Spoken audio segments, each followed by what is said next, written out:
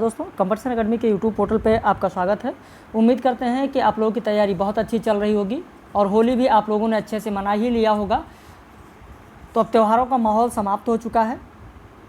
अब अपनी पढ़ाई में पुनः लग जाइए, अपनी तैयारी पुनः आप प्रारंभ कर दें।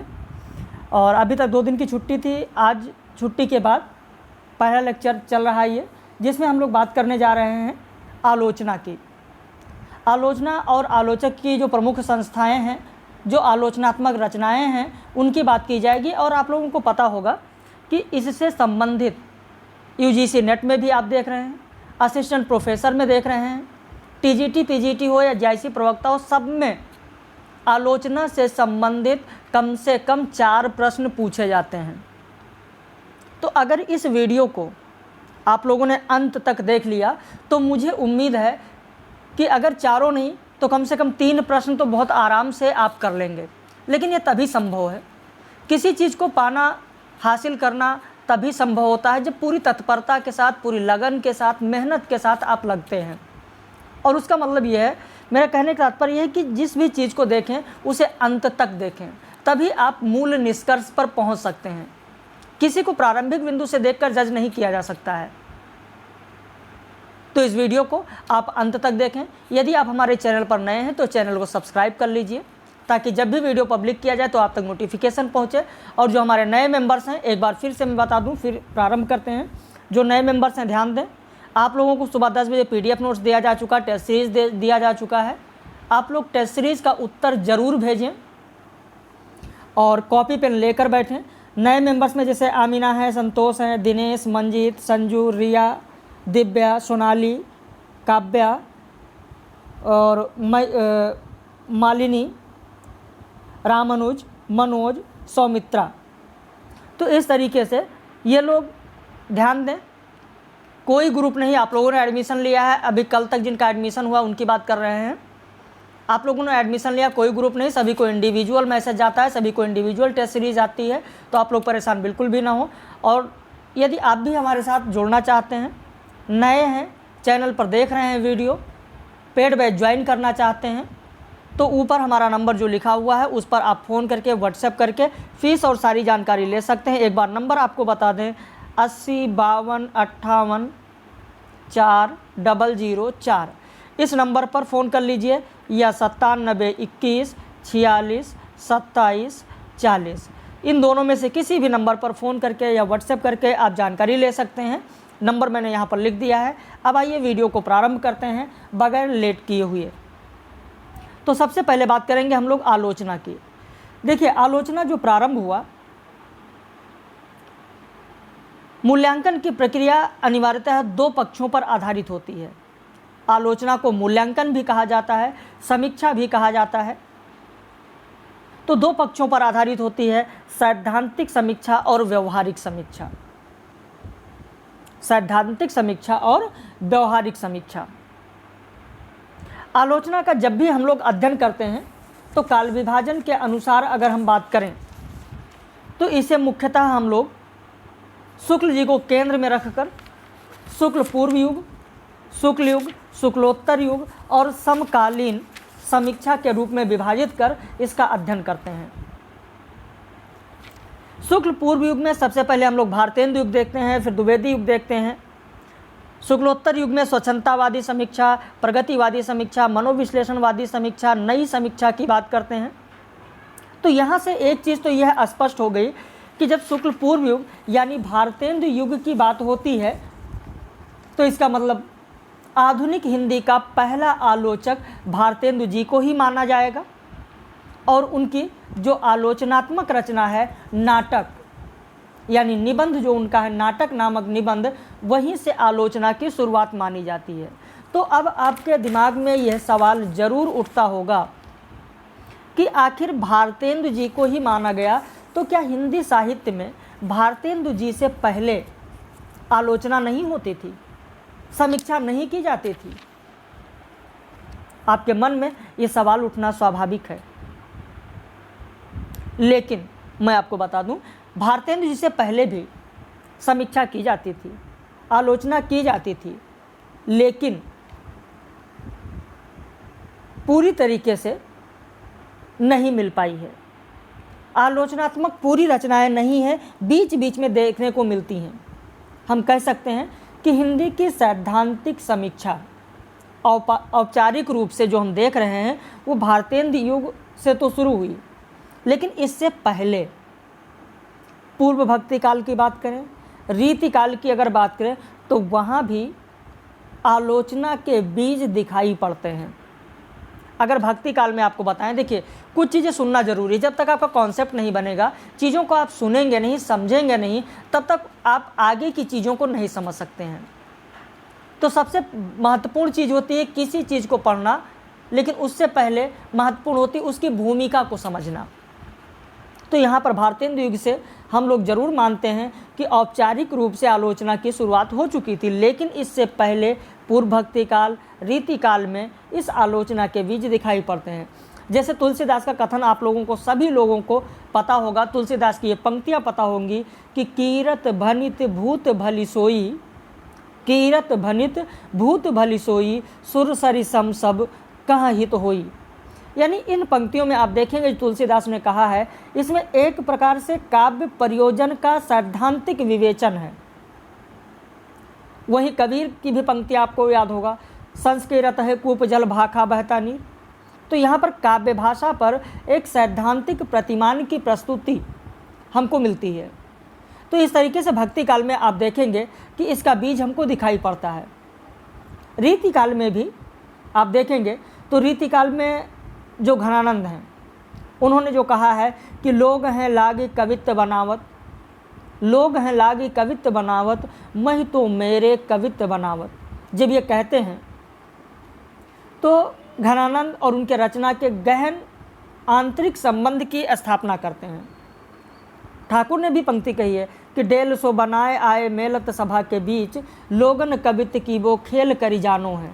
जब ये कहते हैं ठाकुर, तो कविता में अलंकारवाद का खंडन करते हैं, आलोचना करते हैं। तो रीतिकालीन आचार्यों ने तो लक्षण ग्रंथ परंपरा में चंद्रालोक कथा, कुवलयानंद की परंपरा का प्रस्तुतिकरण किया है। लेकिन अगर आरंभिक संकेतों के बावजूद हम देखते हैं तो हिंदी आलोचना का वास्तविक आरंभ इसी भारतेंदु युग से ही माना जाता है। तो चलिए एक एक हम लोग शुरू करते हैं। भारतेंदु युग की बात करेंगे, द्विवेदी युग की बात करेंगे, फिर इसी तरीके से शुक्ल युग की बात करेंगे, एक एक युग की बात करते आगे बढ़ेंगे। भारतेंदु को हिंदी आधुनिक हिंदी का पहला आलोचक माना जाता है। ध्यान दीजिएगा, जो टीजीटी पीजीटी के हमारे कैंडिडेट हैं, जैसे प्रवक्ता के कैंडिडेट हैं, सीधा सा प्रश्न पूछा जाता है कि निम्न में से किसे आधुनिक हिंदी का पहला आलोचक माना जाता है, तो भारतेंदु जी को माना जाता है।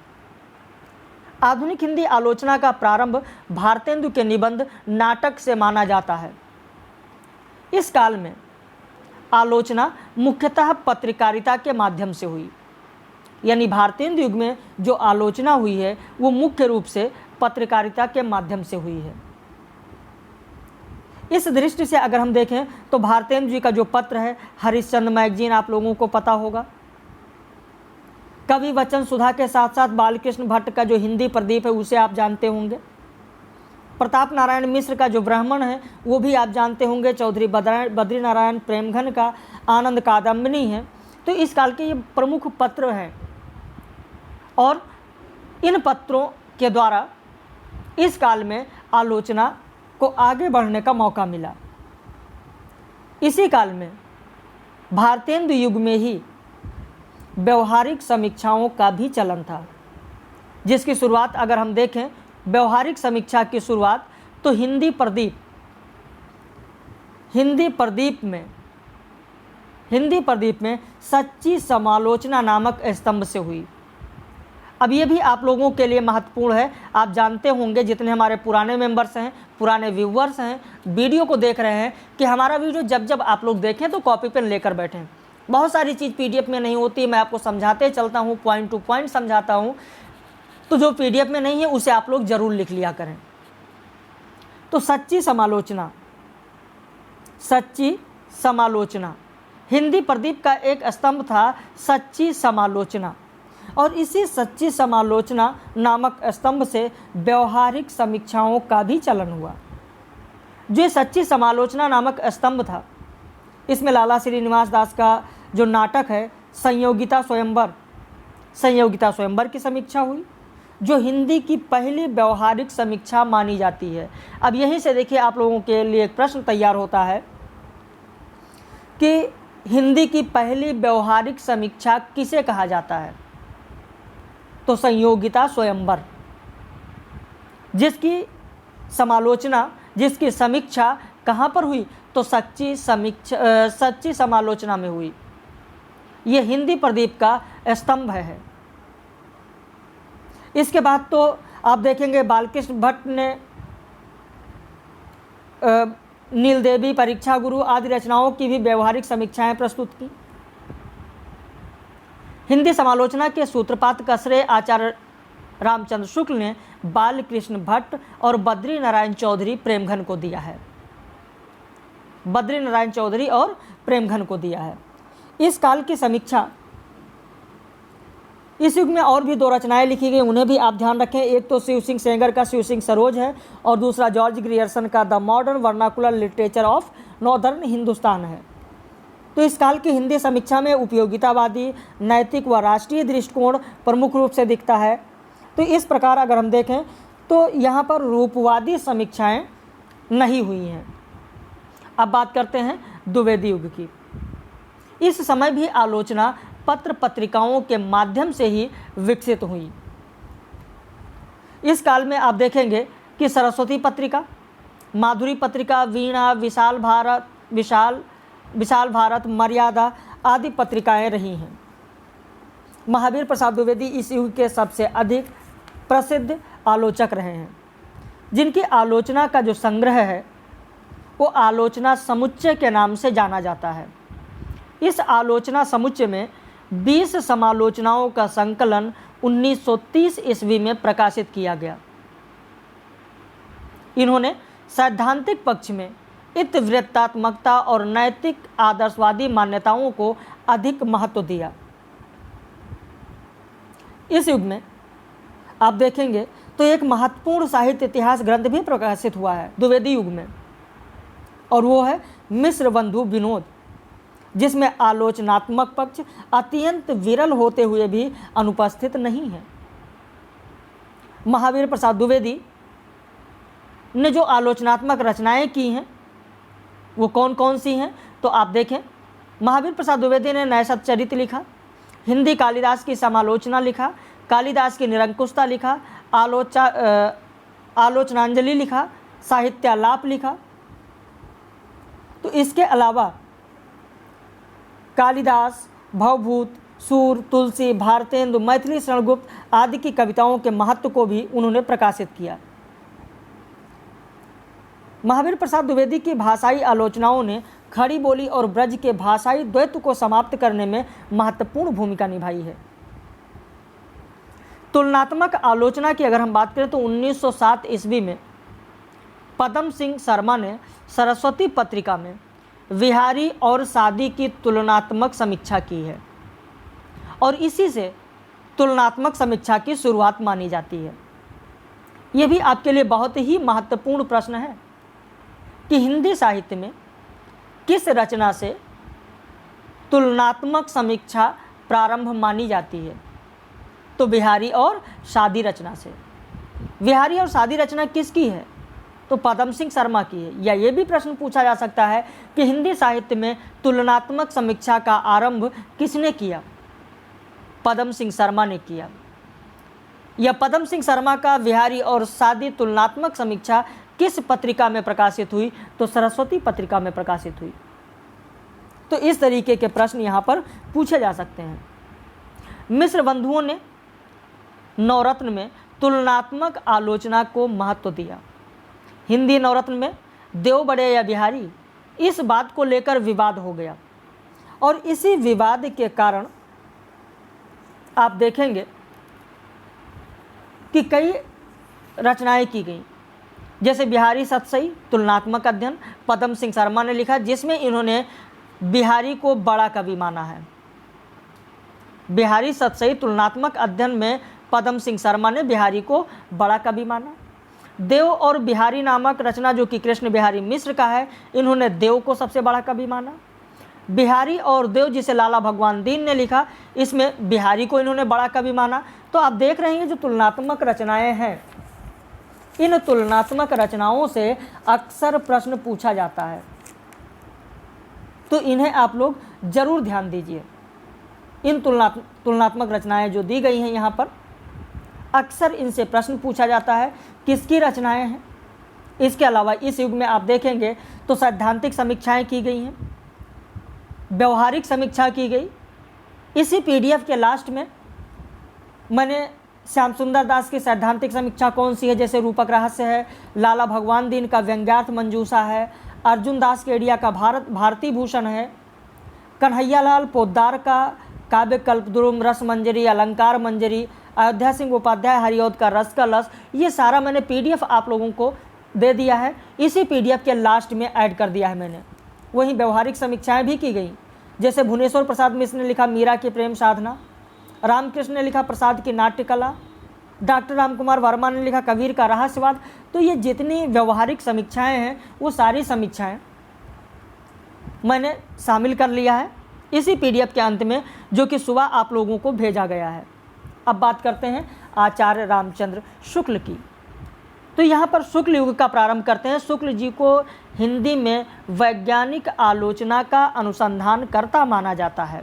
यह आपके लिए बहुत ही महत्वपूर्ण तथ्य है कि हिंदी साहित्य में किसे वैज्ञानिक आलोचना का अनुसंधानकर्ता माना जाता है। तो यहाँ पर आपका उत्तर होगा आचार्य रामचंद्र शुक्ल।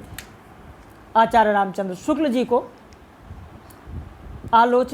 वैज्ञानिक आलोचना का अनुसंधानकर्ता माना जाता है। काव्य में रहस्यवाद निबंध को आचार्य रामचंद्र शुक्ल की प्रथम सैद्धांतिक आलोचना मानी जाती है। बहुत बार प्रश्न पूछा गया है कि काव्य में रहस्यवाद किसकी रचना है। रस मीमांसा, चिंतामणि भाग 2 इनकी सैद्धांतिक आलोचनाएं हैं। आचार्य रामचंद्र शुक्ल जी ने कला के लिए और कला जीवन के लिए का समन्वय अत्यंत जरूरी माना है। आचार्य रामचंद्र शुक्ल को हिंदी का पथिकृत आचार्य भी कहा जाता है। ये भी आपके लिए बहुत ही महत्वपूर्ण बिंदु है, इसे भी आपको ध्यान में रखना है। इनकी आलोचना विधि तार्किक, विश्लेषणात्मक, निगमनात्मक है। लेकिन इनकी जो ये विधि है, आलोचना विधि है, इनकी आलोचना विधि तेन के प्रत्यक्षवाद विधेयवाद का प्रभाव है। ये भी बहुत ही महत्वपूर्ण है और कई बार इससे प्रश्न भी पूछा गया है। तो इस चीज़ को आपको ध्यान में रखना है कि आचार्य रामचंद्र शुक्ल को पथिकृत आचार्य भी कहा जाता है और इनकी आलोचना विधि जो है, उस आलोचना विधि पर किसका प्रभाव है, तो तेन के प्रत्यक्षवाद का प्रभाव है।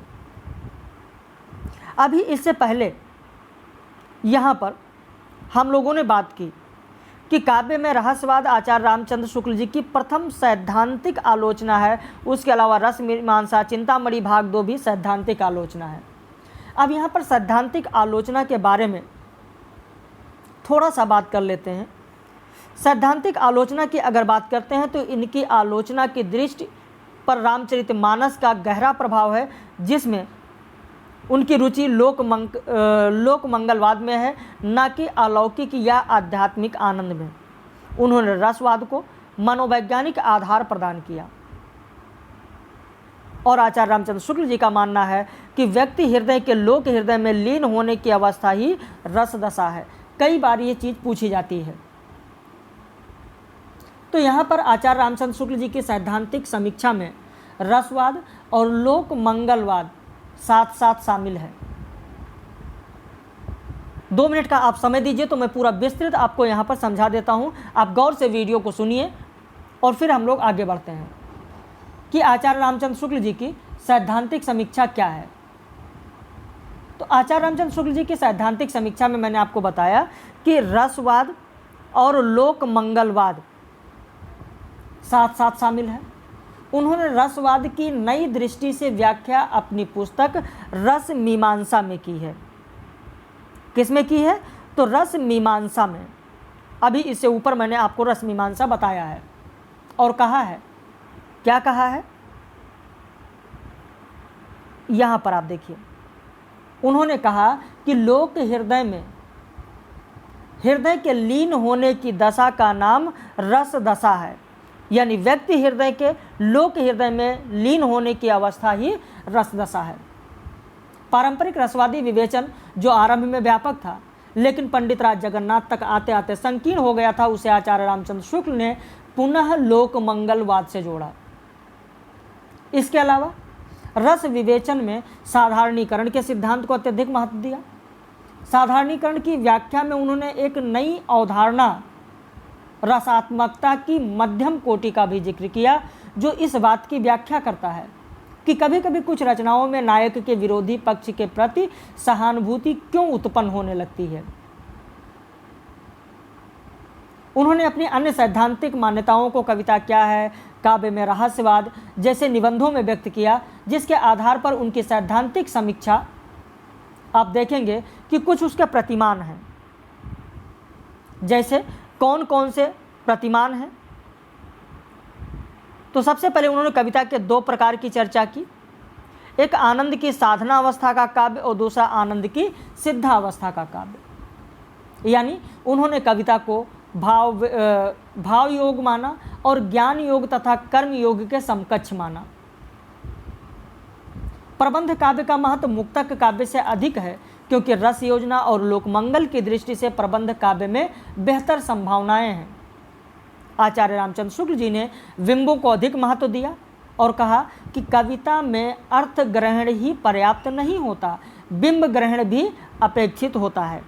ये जो कथन मैं आपको कह रहा हूँ, इस कथन को अगर आप लिखना चाहें तो आप लिख लें, क्योंकि आचार्य रामचंद्र शुक्ल जी का ये कथन बहुत बार पूछा गया है कि कविता में अर्थ ग्रहण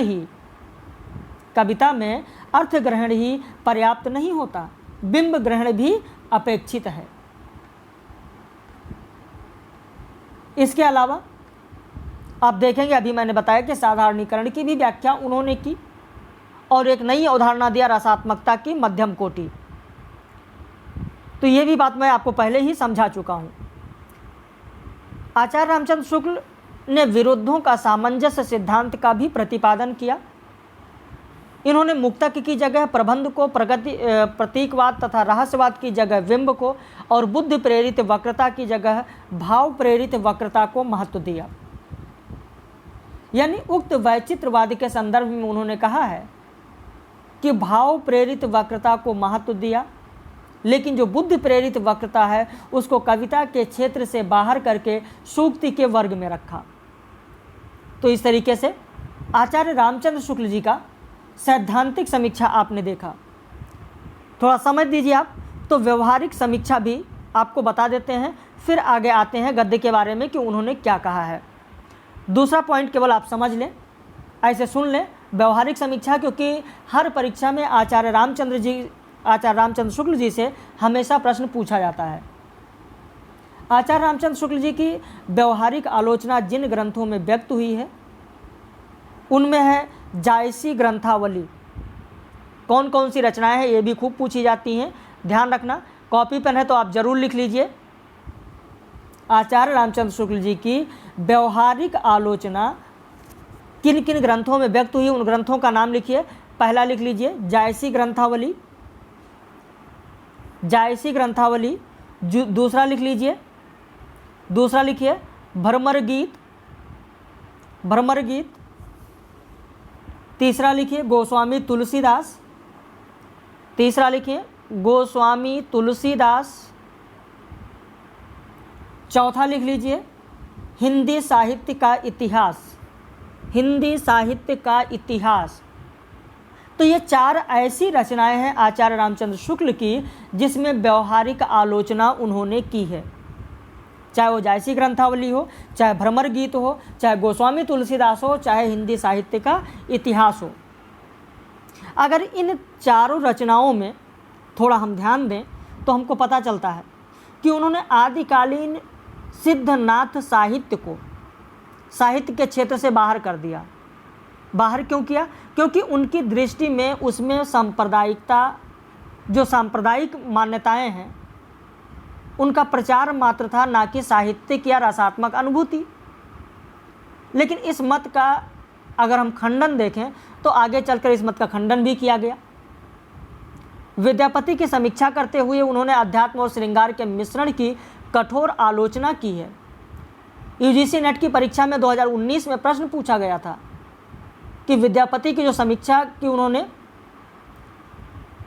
आचार्य रामचंद्र शुक्ल जी ने, उन्होंने जो एक कथन कहा था, उस कथन को पूछा गया कि आध्यात्मिक रंग के चश्मे आजकल बहुत सस्ते हो गए हैं।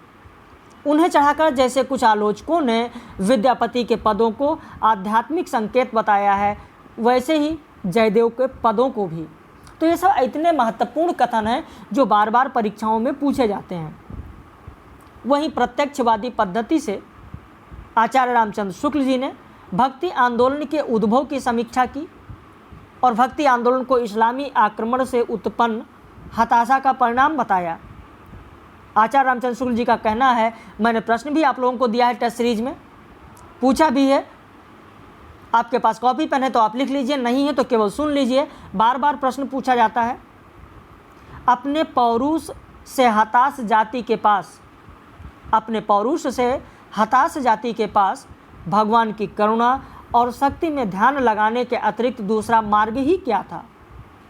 यह आचार्य रामचंद्र शुक्ल जी ने भक्ति आंदोलन के उद्भव का कारण बताया कि अपने पौरुष से हताश जाति के पास भगवान की करुणा और शक्ति में ध्यान लगाने के अतिरिक्त दूसरा मार्ग ही क्या था। तो इस तरीके से उन्होंने आलोचना की।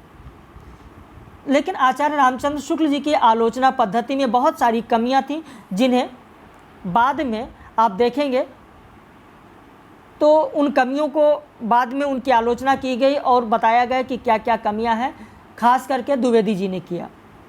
गद्य साहित्य के संदर्भ में शुक्ल जी ने कहा है कि यदि गद्य कवियों की कसौटी है तो निबंध गद्य की कसौटी है। भाषा की पूर्ण शक्ति का विकास निबंधों में ही सबसे अधिक संभव होता है।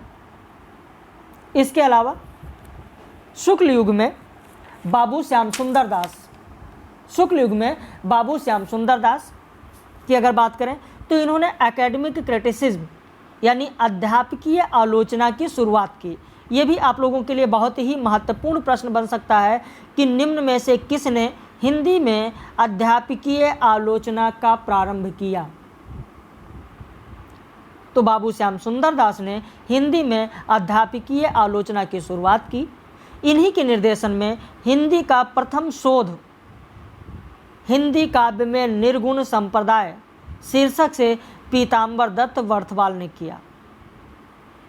बाबू श्याम सुंदर दास की अगर हम बात करें तो इनकी प्रसिद्ध रचना है साहित्यालोचन, जो अकादमिक समीक्षा, अध्यापकीय समीक्षा, एकेडमिक क्रिटिसिज्म अर्थात यमए के विद्यार्थियों को जानकारी देने के लिए लिखा गया। यानी इन्होंने जो एकेडमिक क्रिटिसिज्म की व्याख्या की है साहित्यालोचन में। साहित्यालोचन का विषय क्या है, प्रश्न पूछा जा सकता है आप लोगों से। देखिए, किसी चीज़ को जब तक आप अच्छे से नहीं पढ़ेंगे तब तक चीज़ें समझ से बाहर रहेंगी। आप कहेंगे कि नए नए प्रश्न शामिल कर दिए गए इसलिए मेरा नहीं हो पाया। देखिए, असफलता को छिपाना नहीं है। अगर असफल आप होते हैं तो दोष किसी और पर मत दीजिए, अपने पर दोष दीजिए कि आपने पढ़ा नहीं, आपने अच्छे से पढ़ा नहीं। तो यहाँ पर चीज़ों को विस्तृत जब तक आप नहीं पढ़ेंगे, चीज़ों के बारे में विस्तृत नहीं जानेंगे, तब तक सफलता इतनी आसानी से नहीं मिलती। इसीलिए आप देखें कि हमारे यहाँ सारी चीज़ें पॉइंट टू पॉइंट पढ़ाई जाती हैं। जो आपके सिलेबस में है एक एक बिंदु की चर्चा हमारे यहाँ की जाती है। जितने भी हमारे पेड मेंबर्स हैं जिनका कल एडमिशन हुआ है, ध्यान दें, कॉपी पेन अगर नहीं है तो कॉपी पेन लेकर बैठें, तब वीडियो को देखें। और जो टेस्ट सीरीज प्रतिदिन दी जा रही है, आज सुबह में जो 100 प्रश्नों की टेस्ट सीरीज दी गई, उनका आंसर एक पेज में लिखकर 2 बजे तक आपको भेजना ही भेजना है। फिर से मैं कह रहा हूँ, ध्यान दें, जितने हमारे नए मेंबर्स हैं जिनका एडमिशन कल हुआ है, अमीना, संतोष, दिनेश, मंजीत, संजू, रिया, दिव्या, सोनाली, कव्या, मोहिनी, रामानुज, मनोज, सौमित्रा, ये जितने भी लोग हैं जिनका एडमिशन अभी कल शाम को हुआ है, सारे लोग ध्यान दें। टेस्ट सीरीज का उत्तर देना ही देना आपको है प्रतिदिन। और वीडियो को देखिए, तो कॉपी पेन लेकर बैठिए, जो चीज़ें इसमें नहीं है बताई जाए उन्हें आप लिखते चलें। तो बाबू श्याम सुंदर दास ने जो एकेडमिक क्रिटिसिज्म की प्रारंभ की अपनी रचना साहित्यालोचन से, इस साहित्यालोचन का विषय है एमए के विद्यार्थियों को जानकारी देने के लिए इन्होंने लिखा। इनकी व्यवहारिक आलोचनाओं में हिंदी साहित्य का इतिहास, कबीर ग्रंथावली की भूमिका, भारतेंदु हरिश्चंद्र, इसके अलावा भारतेंदु हरिश्चंद्र, भाषा विज्ञान, हिंदी भाषा का विकास, हिंदी भाषा और साहित्य, रूपक रहस्य, भाषा रहस्य आदि रचनाएं हैं। इन्होंने सैद्धांतिक और व्यवहारिक दोनों समीक्षाओं पर कार्य किया है। उनमें पर्याप्त समन्वय नहीं साध सके, लेकिन इनका महत्व यह है कि रस और अलंकार के साथ साथ इन्होंने उपन्यास, कहानी जैसी समकालीन विधाओं का भी विवेचन किया। शोध और अनुसंधान के जगत में इनका पर्याप्त महत्व है। बाबू श्याम सुंदर दास जी ने तुलसी और भारतेंदु पर गवेषणात्मक आलोचना भी लिखी है। अब इसके बाद बात कर लेते हैं बाबू गुलाब राय की। इन्होंने साहित्यिक सिद्धांतों के समन्वय पर सबसे अधिक बल दिया। इन्होंने आचार्य रामचंद्र शुक्ल के रहस्यवाद और अभिव्यंजनावाद विचारों में निहित सीमाओं की ओर ध्यान दिलाया। इनकी रचना काव्य रूप में भारतीय और पाश्चात्य सिद्धांतों का सुंदर समन्वय देखने को मिलता है। इसके अलावा बाबू गुलाब राय की जो आलोचनात्मक रचना है उसका नाम लिख लीजिए आप लोग, सिद्धांत और अध्ययन। आलोचना का नाम लिखिए, सिद्धांत और अध्ययन। दूसरा, काव्य के रूप, जो यहाँ पर मैंने दिया ही है, ये बहुत ही महत्वपूर्ण है। इसके अलावा जो बाबू श्याम सुंदर दास ने अकादमिक समीक्षा प्रारंभ की थी, तो हिंदी साहित्य के अकादमिक समीक्षा की आवश्यकताओं की पूर्ति करना या पूर्ति करने में बाबू गुलाब राय का महत्वपूर्ण योगदान है। अब इसके बाद पीताम्बर दत्त वर्थवाल की अगर हम बात करें तो ये शोधपरक आलोचना में उल्लेखनीय है। योग प्रवाह नामक रचना में इन्होंने हिंदी संत कवियों का संबंध नाथ संप्रदाय से जोड़ा। संक्षिप्त रामचंद्रिका की भूमिका में इन्होंने केसों पर विश्लेषणात्मक विवेचन प्रस्तुत किया। वहीं जगन्नाथ दास रत्नाकर की अगर हम बात करें तो जगन्नाथ दास रत्नाकर पोप के ऐसे ऑन क्रिटिसिज्म का अनुवाद समालोचना दर्श शीर्षक से किया। ये बहुत ही महत्वपूर्ण रचना है समालोचना दर्श। किसकी रचना है? जगन्नाथ दास रत्नाकर की। किसका अनुवाद है? तो ऐसे ऑन क्रिटिसिज्म की। ऐसे ऑन क्रिटिसिज्म किसकी रचना है? पोप की रचना है। क्योंकि समालोचना दर्श और आलोचना दर्श ऐसे नाम है कि लोग हमेशा इसमें भूल जाते हैं। आलोचना दर्श श्याम सुंदर दास का है, समालोचना दर्श जगन्नाथ दास रत्नाकर का है। श्याम सुंदर दास के साहित्यालोचन के आधार पर आलोचना दर्श रमाशंकर शुक्ल रसाल का है। तो श्याम सुंदर दास ने जो साहित्यालोचन लिखा, उसी साहित्यालोचन के आधार पर रसाल ने आलोचना दर्श नामक रचना की। तो रसाल की आलोचना दर्श, जगन्नाथ दास रत्नाकर का समालोचना दर्श और श्याम सुंदर दास का साहित्यालोचन, ये तीनों बहुत ही महत्वपूर्ण रचनाएं हैं। विश्वनाथ प्रसाद की अगर हम बात करें तो विश्वनाथ प्रसाद ने हिंदी नाट्य साहित्य का विकास किया। इसके अलावा इनकी और भी रचनाएं हैं। हिंदी साहित्य का अतीत है, हिंदी का सामयिक साहित्य है, विहारी की वाग्यभूति और वांग्मय विमर्श भी विश्वनाथ प्रसाद मिश्र ने लिखा। शुक्ल युग में लक्ष्मी नारायण सुधांशु भी प्रमुख आलोचक के रूप में जाने जाते हैं। इनकी रचना है जीवन के तत्व तथा दूसरी रचना है काव्य के सिद्धांत। इसी पीडीएफ के अंत में आप देखेंगे, आप लोगों को मिला ही होगा, सुबह आप लोगों ने जब पढ़ा होगा, पीडीएफ आपको मिली है कि जितने भी आलोचक हैं, चाहे वो शुक्ल पूर्व युग के हों, चाहे शुक्ल युग के हों, चाहे शुक्लोत्तर युग के हों, उनके जन्म काल के अनुसार उनका नाम और उनकी आलोचनात्मक रचनाएं, उन सब का पीडीएफ मैंने इसी पीडीएफ के अंत में आप लोगों तक पहुंचा दिया है। तो उसे आप कहीं अपने एक कॉपी में लिखते चलें या पीडीएफ का प्रिंट आउट निकाल लें, जिससे आप बार बार उस चीज़ को देखते रहेंगे तो बहुत सारी चीज़ें हैं जो आपको याद हो जाएंगी। कुछ महत्वपूर्ण तथ्य इसके अलावा मैंने यहाँ पर शामिल कर लिया है जो याद आया, बीच में छूट रहा था। किशोरीलाल गोस्वामी के तारा उपन्यास की आलोचना करते हुए बालमुकुंद गुप्त ने उसे कलंक भरी पोथी कहा है। आचार्य विश्वनाथ प्रसाद मिश्र ने कहा कि साहित्य के क्षेत्र में जो भी उपज हुई हो उसे भली भांति देखना या उस पर विचार करना ही आलोचना है। यह आचार्य विश्वनाथ प्रसाद मिश्र का कथन है। वही रामविलास शर्मा ने भारतेंदु युग को राष्ट्र की नव चेतना का युग कहा। मिडलटन मरे ने आलोचना को कला की सजगता कहा है। बालकृष्ण भट्ट व्यवहारिक आलोचना के जनक माने जाते हैं। बीच में यह तथ्य छूट रहा था तो मुझे याद आया, इसलिए मैंने लिखकर और इसे बड़े से ब्रैकेट में डाल दिया ताकि इसे आप लोग एक बार देख सकें, इस पर आपका ध्यान जाए। ये बहुत ही महत्वपूर्ण यहाँ पर बिंदु मैंने शामिल किया है। कलंक भरी पोथी किसे कहा गया या किसने कहा या किस रचना को कहा गया, या आलोचना की यह परिभाषा किसने दी है, या भारतेंदु को राष्ट्र की नव चेतना का युग किसने कहा है, आलोचना को कला की सजगता किसने कहा है, व्यवहारिक आलोचना के जनक कौन माने जाते हैं। तो इस तरीके के जो पॉइंट थे जो दिमाग में तुरंत आ गया तो मैंने यहाँ पर शामिल कर लिया बीच में और इसे ब्रैकेट में डाल दिया। अब इसके बाद आते हैं छायावादी कवियों का आलोचना कर्म की बात कर लेते हैं। यहाँ पर छायावादी कवियों के आलोचना कर्म की जब बात करते हैं तो छायावादी कवियों में सबसे पहले नाम आता है जयशंकर प्रसाद का। इंदु पत्रिका में जयशंकर प्रसाद जी के संपादकीय टिप्पणियों से स्वच्छंदतावादी समीक्षा के बीज बिंदु दिखाई पड़ते हैं।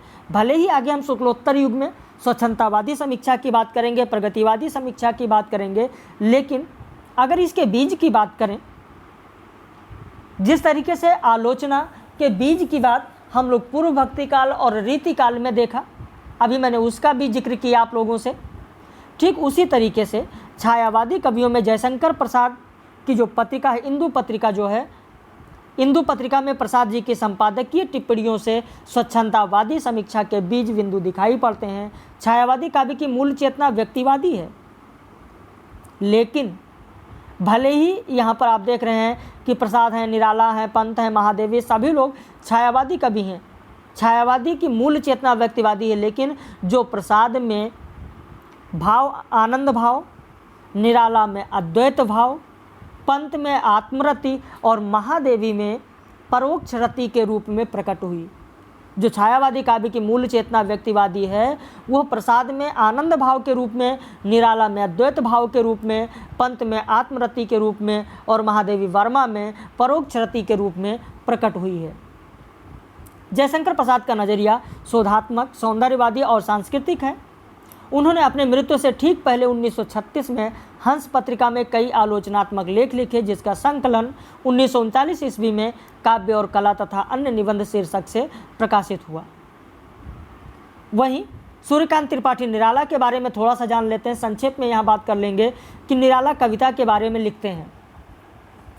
निराला जी कविता के बारे में लिखते हैं। क्या लिखते हैं कविता के बारे में, यहाँ पर थोड़ा सा हम लोग चर्चा कर लेते हैं कि कविता के बारे में उन्होंने क्या लिखा है।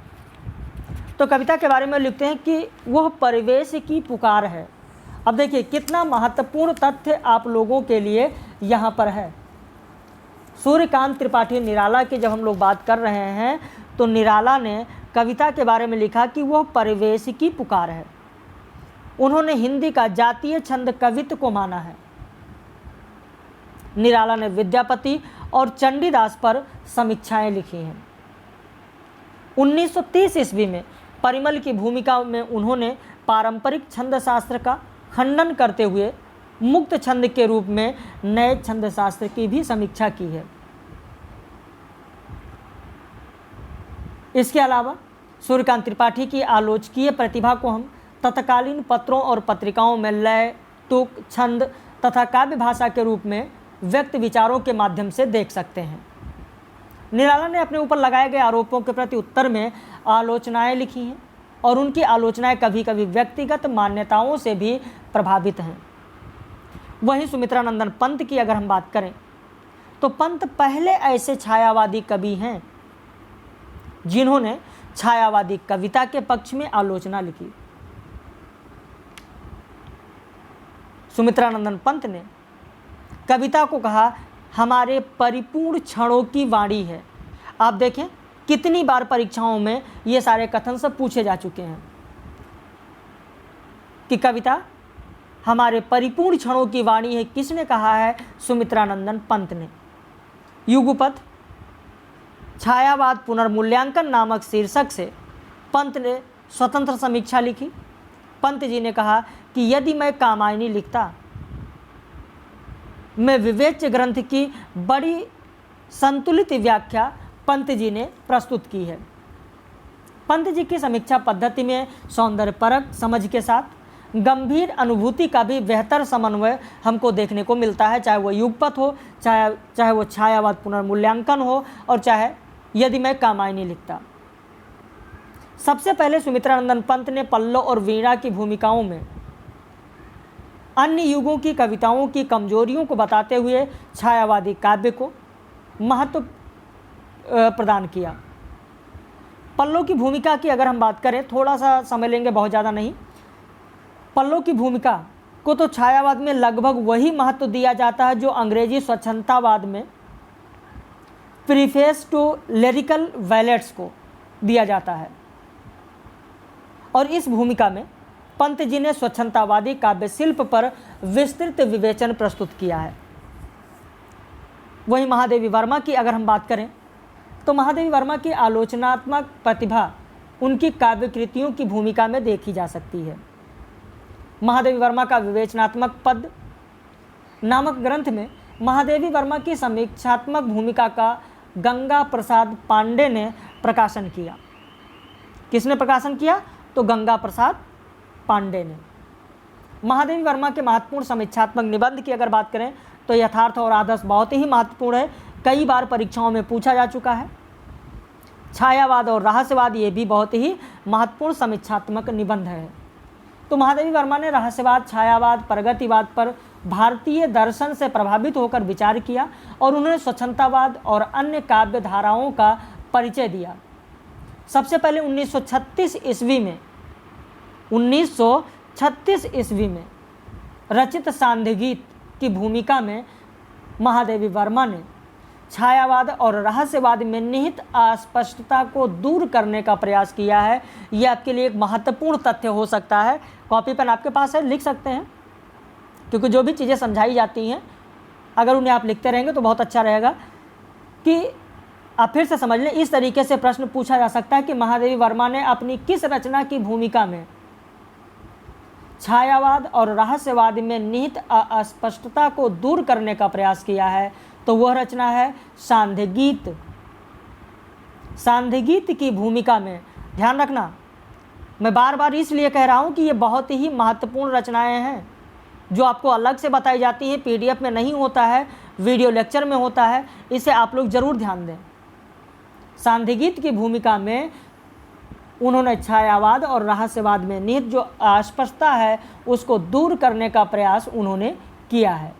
इसके अलावा इस युग के और भी रचनाकार हैं, जैसे उन्होंने और भी रचनाएं की हैं, जैसे प्रसाद जी की काव्य कला रामनाथ सुमन ने लिखा, महाकवि हरिऔध गुप्त जी की काव्य धारा गिरजा दत्त शुक्ल ने लिखा, मीरा की प्रेम साधना भुवनेश्वर नाथ मिश्र ने लिखा, पद्माकर की काव्य साधना अखौरी गंगा प्रसाद ने लिखा, रस रत्नाकर अलंकार दर्पण जगन्नाथ प्रसाद भानु ने लिखा, अलंकार पीयूष नाट्य दर्पण आलोचनादर्श रमाशंकर शुक्ल रसाल ने लिखा, रस और अलंकार किशोरीदास वाजपेयी ने लिखा, चरित्र चित्रण कन्हैयालाल गुप्त ने लिखा, प्रसाद जी के 2 नाटक कृष्णानंद गुप्त ने लिखा, विद्यापति जनार्दन मिश्र ने लिखा, हिंदी नाट्य साहित्य ब्रजरत्न दास ने लिखा, प्रसाद की नाट्यकला रामकृष्ण शुक्ल ने लिखा, नाट्यकला मीमांसा सेठ गोविंद दास ने लिखा।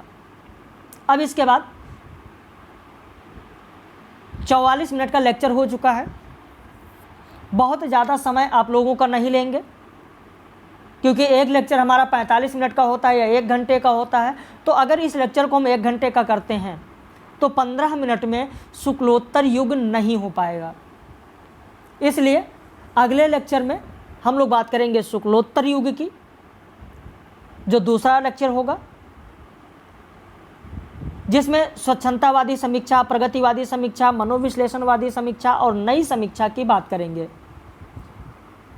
और ये बहुत ही महत्वपूर्ण है क्योंकि प्रश्न ऐसे पूछा जाता है, निम्न में से कौन सा स्वच्छंदतावादी समीक्षक नहीं है, या स्वच्छंदतावादी समीक्षक है, या निम्न में से कौन प्रगतिवादी समीक्षक है, या निम्न में से कौन मनोविश्लेषणवादी समीक्षक है। ऐसे बहुत सारे प्रश्न पूछे जाते हैं। और अगर हम समीक्षा की बात करें तो बहुत ही महत्वपूर्ण ये टॉपिक आपका है शुक्लोत्तर युग, और इससे अक्सर प्रश्न पूछा जाता है।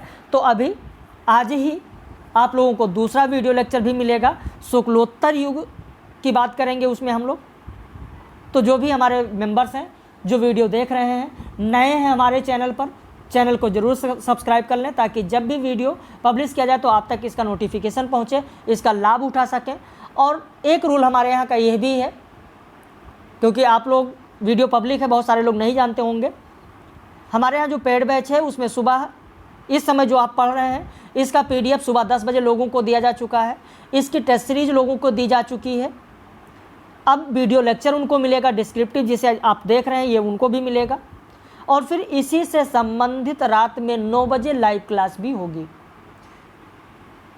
यानी जो आप दिन में पढ़ रहे हैं उससे कौन कौन से प्रश्न बन सकते हैं, या अभी तक परीक्षाओं में कौन कौन से प्रश्न पूछे गए हैं, उस पर आधारित कक्षा रात में 9 बजे होती है। तो एक टॉपिक जो भी आप एक दिन में उठाते हैं वो शाम तक आपकी तैयारी पूरी हो जानी चाहिए। तो ये हमारी स्ट्रेटजी है आप लोगों को पढ़ाने की। तो यदि आप भी हमारे साथ जुड़ना चाहते हैं, हमारे बैच में जुड़ना चाहते हैं, पेड बैच ज्वाइन करना चाहते हैं, अभी इतना वक्त है, आप लोगों ने अच्छे से त्यौहार मना लिया, छुट्टियां मना ली, तो अगर आप अभी से ही लग जाएंगे और 5-6 घंटे प्रतिदिन का आप समय देंगे तो निश्चित रूप से कहा जा सकता है कि आप सफलता हासिल कर सकते हैं। दुनिया में कोई भी ऐसी चीज़ नहीं है जो नामुमकिन हो, जिसे आप ना कर सकें। तो आप इस दिए गए नंबर पे आप फ़ोन करके, व्हाट्सएप करके फ़ीस और सारी जानकारी ले सकते हैं। यहाँ पर मैं नंबर लिख दे रहा हूँ, इस नंबर पर आप फ़ोन कर लीजिएगा या व्हाट्सएप कर लीजिएगा। यहाँ पर ये नंबर हो गया आपका 805258 4 004 97 21 46 27 40। इसका स्क्रीनशॉट ले लीजिए। इस नंबर पर फ़ोन करके, व्हाट्सएप करके आप फ़ीस और सारी जानकारी ले सकते हैं। तो हम लोग फिर मिलेंगे पेड मेंबर्स के साथ अपने दूसरे वीडियो में, शुक्लोत्तर युग, जिसमें हम लोग स्वच्छंदतावादी, प्रगतिवादी, मनोविश्लेषणवादी और नई समीक्षा की बात करेंगे। समय देने के लिए बहुत बहुत धन्यवाद। आप लोगों ने समय दिया, वीडियो को अंत तक देखा। कमेंट में ज़रूर बताइएगा कि आपको ये वीडियो कैसा लगा।